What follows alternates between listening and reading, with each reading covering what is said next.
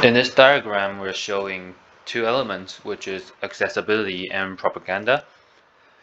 For accessibility, the building constitutes a landmark in the city of Seattle, an important node which is connected to different stations, allowing an optimized accessibility from the four corners of the city. And the farthest station is the University Street Tram Station, which is right here. It's 2.2 miles away from the library.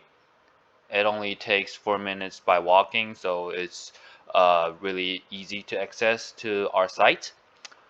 And for the propaganda, the lack of surfaces or platform for promoting events held by the library is a fatal flaw. As the library transforms into a multiple-use facility, the importance of the interaction with users and the neighbor increases. So we're having a projected view of the current and future needs for advertisements. Moving to the next slide, which is our section. For this section, we have a ramp that is spiral vertical circulation, which has a graduate slope of 2 degrees of angles through 4 floors, from the 6th one to the 10th one. This vertical circulation allows browsing and searching to be easier. There are also escalators and elevators that has stops in every level to facilitate the search at each point. They are labeled with numbers corresponding to the materials on each floor.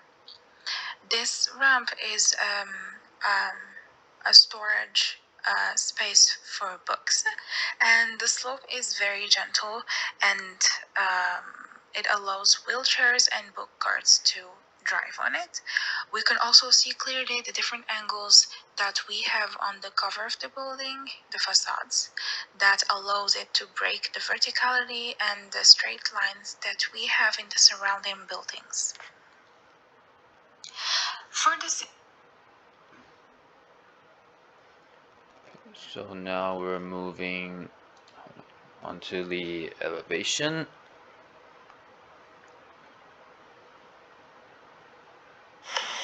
Just like San Francisco, Seattle is well known for its connection to the water. There are also many slopes and hills in Seattle, just like San Francisco. They can't be ignored.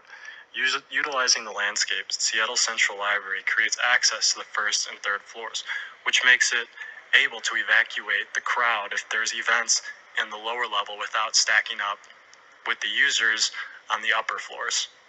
Not only did the architect make shifts with the mass vertically, but they also did it horizontally. By making those shifts, the whole building provides more cover for pedestrians on the exterior and gives more light inside the open spaces and the interior spaces in which users are reading or utilizing the library however they want.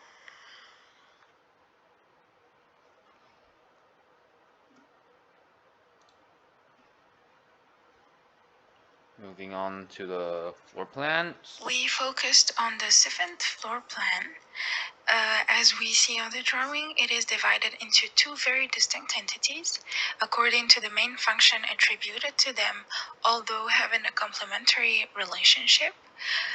One of the 2 spaces is a storage space for books. It is accessible to public, but to a smaller audience than on the lower floors of the building.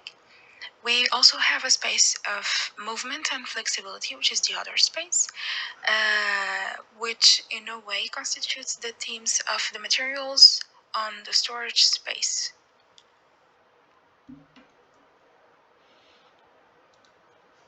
Okay, so on our last slide is our diagram. By applying different colors, we identify different use of the spaces. So we start from the 3rd floor, which is the living room, and the movement upwards and the natural light pouring from the light well converge at the atrium, which is these parts. using the color blue representing the relationship between Seattle and the surrounding water and rain from the sky, which is also a metaphor of the relationship of users and fluidity within these areas. Just like we always state, the form of knowledge will no longer be limited.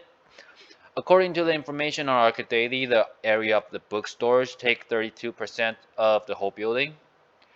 We decided to expand the knowledge and information area, including the mixing chamber on the fifth floor and the meeting rooms on the fourth floor, and also the auditorium on lower levels, including as we categorize multiple function into three main parts, which is the knowledge, the interaction, and the staffs. Um, we are able to have a clearer understanding of the main purpose of the whole building and would help us to locate the alteration in the future.